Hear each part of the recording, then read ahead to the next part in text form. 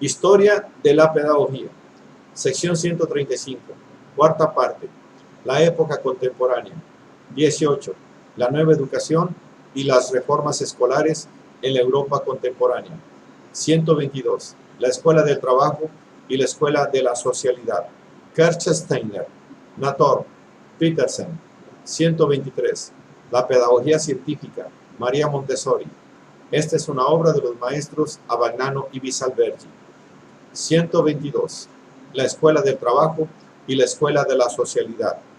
Kirchsteiner, Nator, Petersen.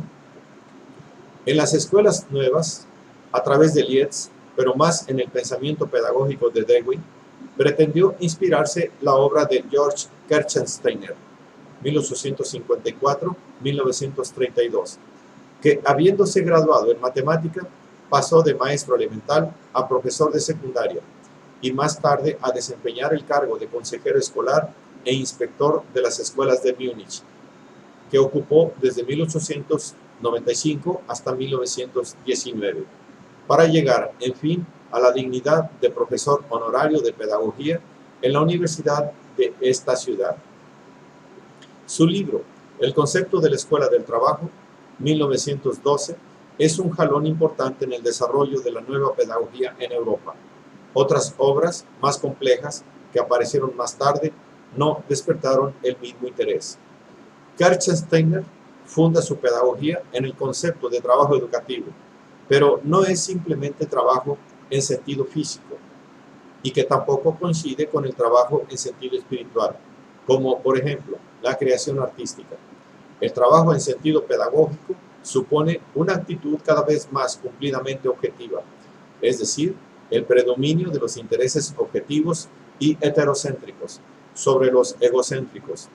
En una palabra, exige que tengamos la capacidad de transfundirnos con todo nuestro empeño y nuestra atención en un producto objetivo bien determinado. Esta objetividad del trabajo educativo tiene como caracterización más evidente el criterio de la utilidad. Frente al ideal un tanto perezoso y retórico de la Bildung, entendida como formación esencialmente intelectual y estética que persistía fuertemente en los herbartianos, Kirchsteiner afirma contundente que el camino hacia el hombre ideal pasa solo a través del hombre útil. Sin embargo, la utilidad no es el único criterio de valor. Para Kirchsteiner, que en esto sigue a Windewald y Rickert, el verdadero valor objetivamente estimable y eterno es un valor de verdad, de moral y de belleza. Pero el interés práctico y la disciplina precisa impuestas por la exigencia de producir algo que sirva, que funcione, posee un valor pedagógico insustituible. Kirchsteiner rehúye las formas de trabajo vagamente educativo, dejado a la iniciativa espontánea de los alumnos y que por lo común es impreciso por su concepción y su ejecución. Subraya la técnica, la precisión y la dedicación al punto de exigir que los alumnos se acostumbren a trabajar con absoluta precisión de acuerdo con modelos a los cuales debe corresponder exactamente el trabajo terminado. Por consiguiente, el trabajo aparece ante todo como un ejercicio para forjar ciudadanos útiles. Cualquier otro imperativo de libertad, espontaneidad, creatividad, autonomía o autogobierno del individuo o de los grupos está subordinado a lo que para Kirchsteiner es el objetivo supremo del deber en cuanto depositario auténtico de todos los valores culturales y morales, el Estado Nacional. Para Kirchsteiner, la idea nacional es la que guía nuestra época. Por tanto, el Estado Nacional tiene como función legítima y fundamental la de formar en su escuela pública al ciudadano, de modo que desempeñe un trabajo directa o indirectamente provechoso para el Estado.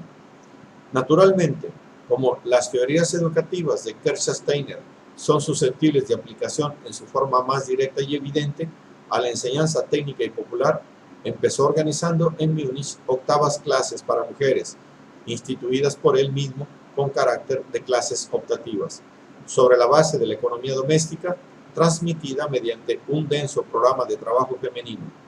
Por el contrario, en la octava para varones, ya existente, organizó el estudio sobre la base del trabajo manual en madera y en fierro. El éxito conseguido le permitió volver obligatorias las dos clases para quien no frecuentase las escuelas secundarias clásicas o técnicas, así como de reorganizar posteriormente todo el sector de la enseñanza técnica. Más tarde, en formas oportunamente variadas y simplificadas, se introdujo el trabajo en las precedentes clases primarias. Pero, y a propósito de las escuelas secundarias tradicionales, entre cuyas actividades no figura el trabajo manual, Gerstensteiner creyó resolver la cuestión afirmando que también una traducción de latín es trabajo, siempre y cuando se cumpla con el debido espíritu de objetividad. De esta manera, se evitaban las implicaciones de índole social que parecían desprenderse de la pretendida primacía del trabajo en la actividad educativa, y se asumía el autoritarismo como principio caracterizante del concepto estolátrico de Gerstensteiner. El neokantiano Paul Nator, autor, como hemos dicho, de una pedagogía social, abogó con espíritu enteramente diverso por una orientación educacional en sentido social. Nator reconocía la existencia de un nexo esencial entre la génesis de la voluntad racial y la de la comunidad, que se condicionan recíprocamente. Por lo demás, observa Nator, incluso el análisis de los procesos psíquicos, en apariencia más elementales, como la prescripción y la expresión de sentimientos y deseos, revela la presencia constitutiva de la experiencia social. De allí el socialismo pedagógico de Nator, que puede resumirse en la siguiente fórmula: el paso de una coexistencia meramente exterior a una comunidad íntima, de la heteronomía a la autonomía.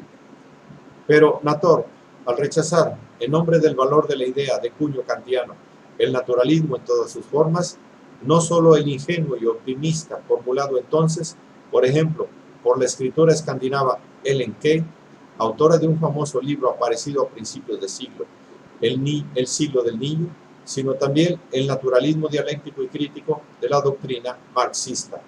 Se condenaba a una posición más bien estéril de predicador. Más fecunda fue la obra de Peter Petersen, 1884-1952, profesor de pedagogía en Jena y autor, entre otros textos, de Reforma Interior y Educación Nueva, 1925, y La praxis escolar según el Plan de Jena, 1934. El Plan de Jena, formulado experimentalmente por él en 1927, se proponía realizar una escuela que fuese una auténtica comunidad de vida, fundada esencialmente en los valores de la socialidad, pero enderezada a realizar al mismo tiempo un sistema eficaz y natural de individualización de la enseñanza.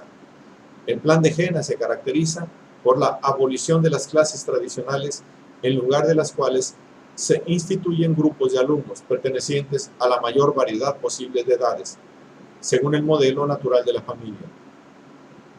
En las escuelas numerosas se pueden organizar varios grupos para cada uno de los 4 niveles establecidos, cada uno de los cuales consta de 3 años escolares. El paso de un grupo al superior se efectúa esencialmente por autojuicio del interesado. En el Plan de Jena se dedica muy poco tiempo a lecciones del tipo tradicional, pero en cambio se dedica mucho a la actividad de grupo, a las fiestas y manifestaciones colectivas, a cursos y actividades optativos, a remediar individualmente deficiencias y dificultades en el estudio. Se dispone de un vasto material para el trabajo autónomo, incluso individual, en las diversas materias. Los maestros, más que impartir lecciones, y además de impartir lecciones, deben ser buenos consejeros de los grupos y los individuos. El máximo fruto del plan es la autodisciplina que imponen. Los muchachos se mueven, conversan, discuten, piden y obtienen explicaciones del maestro. Circulan libremente por la escuela. Todo ello en medio de la máxima cortesía y autodominio, sin que los alumnos se perturben los unos a los otros. En una palabra, la libertad no degenera en varaunda, justo porque la escuela deja de ser un lugar de disciplina coactiva y se convierte en una comunidad de vida. 123. La pedagogía científica, María Montessori. El impulso, quizá más constructivo y eficaz, a la renovación pedagógica europea lo dio la que suele llamarse pedagogía científica, porque en vez de fundarse en tendencias filosóficas o visiones del mundo, quiso apoyarse esencialmente en los nuevos conocimientos sobre el hombre y el niño, adquiridos sobre todo por ciencias nuevas y vigorosas como la psiquiatría y la psicología. María Montessori, 1870-1952, la primera mujer graduada en medicina en la Universidad de Roma, permaneció en esta durante algunos años en calidad de asistente de la clínica neuropsiquiátrica,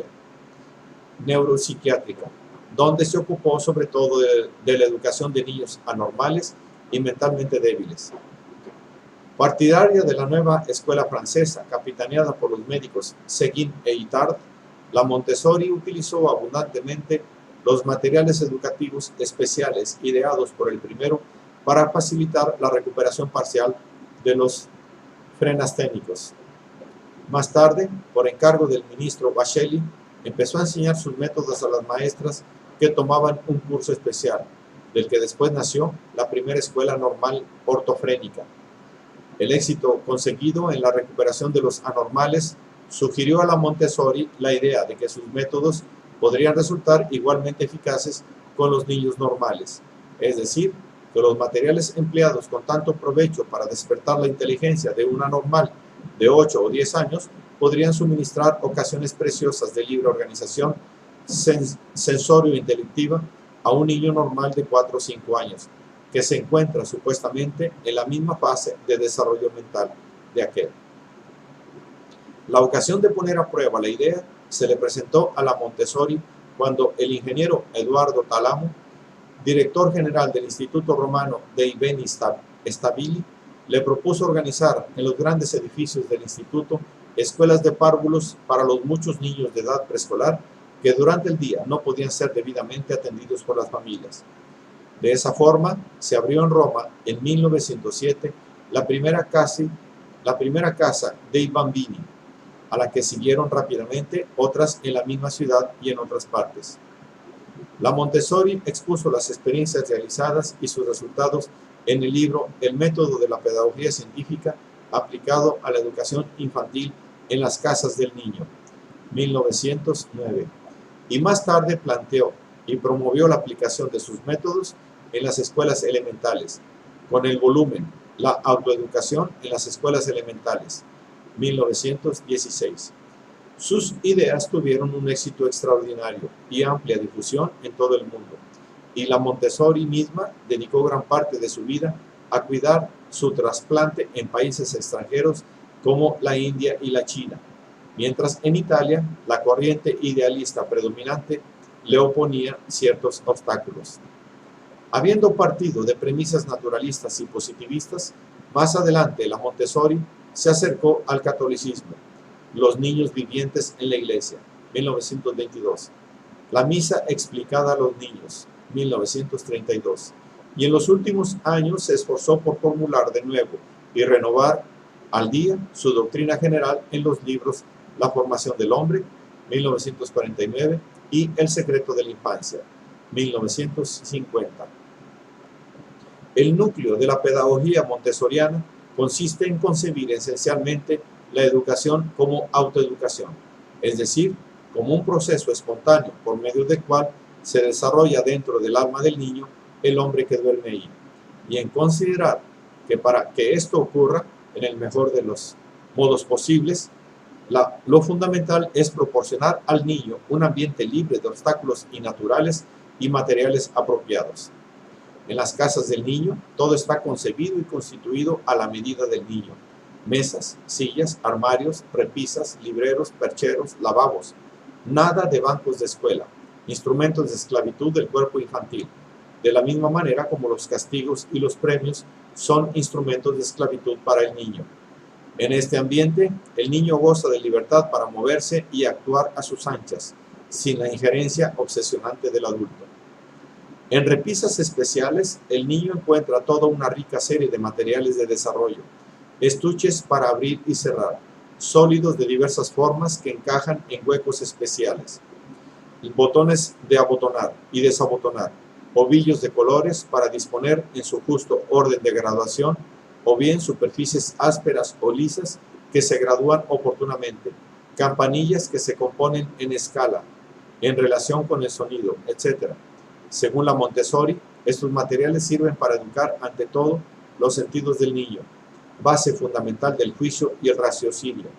El niño puede tomar los materiales que quiera sin otra obligación que devolverlos a su lugar antes de tomar otros. La maestra reduce sus intervenciones al mínimo. En general, dirige la actividad, pero no enseña, por lo que se denomina directora. Si un niño molesta, se limita a ponerlo en una mesa aislada. Si otro no logra ejecutar el ejercicio elegido, lo ayuda personalmente o lo invita a cambiar de material. En ocasiones, invita a grupos de niños a realizar ejercicios sensoriales táctiles con los ojos cerrados o vendados, y a toda la clase a que guarde el más completo silencio para descubrir y reconocer jubilosamente las miríadas de pequeños ruidos que suelen pasar inadvertidos. A los 5 años se invita a los niños a que se ejerciten con un material especial, mediante el cual aprenden con el tacto y la vista la forma de las letras del alfabeto. En cierto momento, a fuerza de jugar con ese material, sobreviene el fenómeno que la Montessori llama explosión de la escritura y la lectura. Es decir, que de repente el niño se encuentra con que sabe componer y descomponer las palabras en letras y por lo tanto con que sabe escribir o casi. Otros materiales oportunamente ideados que se asemejan más a los comunes materiales didácticos sirven para introducir activamente al niño en el reino de los números, las medidas y las formas. Gradualmente, la Montessori y sus adeptos perfeccionaron otros ingeniosos materiales para facilitar el estudio de todas las materias, no solo en el nivel elemental, sino también en el secundario. Estas actividades con materiales de desarrollo son en lo esencial individuales, pero simultáneamente en todos los órdenes de la escuela se despliega una gran variedad de actividades sociales, en gran parte ocupaciones de la vida práctica, como servir a la mesa, preparar el almuerzo, criar animales o cultivar un huerto. El criterio común que regula el comportamiento de la directora, por lo que respecta tanto a las actividades individuales como sociales, es el de permitir que el niño haga sus experiencias.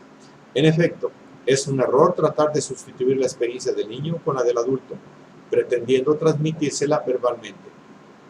El adulto tiene una experiencia de tipo totalmente diverso de la infantil y aprende de otro modo, o sea, acomodando lo nuevo en esquemas ya construidos, mientras que el niño se construye a sí mismo con su experiencia actual. He aquí el modo pintoresco como la Montessori expresa este concepto en El secreto de la infancia. Los adultos somos recipientes. El niño sufre una transformación. Las impresiones no solo penetran en su alma, sino que la forman, se encarnan en él. El niño crea su propia carne mental al utilizar las cosas que están en su ambiente. Por lo tanto, define a la mente del niño como mente absorbente y habla de periodos sensibles, durante los cuales el niño asimila con maravillosa rapidez series enteras de experiencias nuevas de un cierto tipo. Estas ideas han sido expuestas y precisadas con mayor eficacia por los psicólogos contemporáneos, pero la Montessori las afirmó con la energía de una convicción casi religiosa, dando al mismo tiempo reglas relativamente sencillas para actuarlas. Desde este punto de vista, la cientificidad del material es útil en sumo grado, en cuanto significa que el material se ha estudiado con particular atención para que, en general, sea objeto de una curiosidad y un interés efectivos por parte de los alumnos de ciertos periodos de edad. De tal manera, el maestro siente que en verdad le facilitan sus intervenciones. Esta tecnicidad del método Montessori fue uno de los elementos que le aseguraron el éxito. Por otro lado, salta a la vista su carácter más bien analítico, ligado por una parte al hecho mismo de basarse en un material preconstituido. Este carácter se advierte no solo en la educación de los sentidos, donde se tiende a aislar las diversas sensaciones, concentrando la atención en ellas, comparándolas entre sí, etc., sino también en la escritura, en la cual se empieza con letras aisladas, en la aritmética, donde se utilizan palitos y piezas de colores, etc. En sus últimas obras, la Montessori intentó superar este analiticismo hablando del conocimiento infantil como de un articularse y diferenciarse sucesivos de apercepciones confusas o nebulosidades, término que recuerda el empleado por Ardigo a propósito de lo mismo. Sin embargo, en la práctica corriente del montessorismo, ligada a un material que prácticamente no ha sufrido modificaciones, no ha disminuido en nada en analiticismo, con todo lo que supone de bueno y de malo. A él se debe en parte la extrema eficacia del método como disciplinado de la exuberancia infantil. En efecto, el niño aprende desde pequeño no a inhibir la exteriorización de sus energías, sino a concentrarlas todas, sucesivamente, en objetivos claramente determinados y señalados. En cambio, la elaboración de proyectos originales, individuales o de grupo es objeto de menor atención y no se le dan muchas oportunidades de desarrollo en el método Montessori.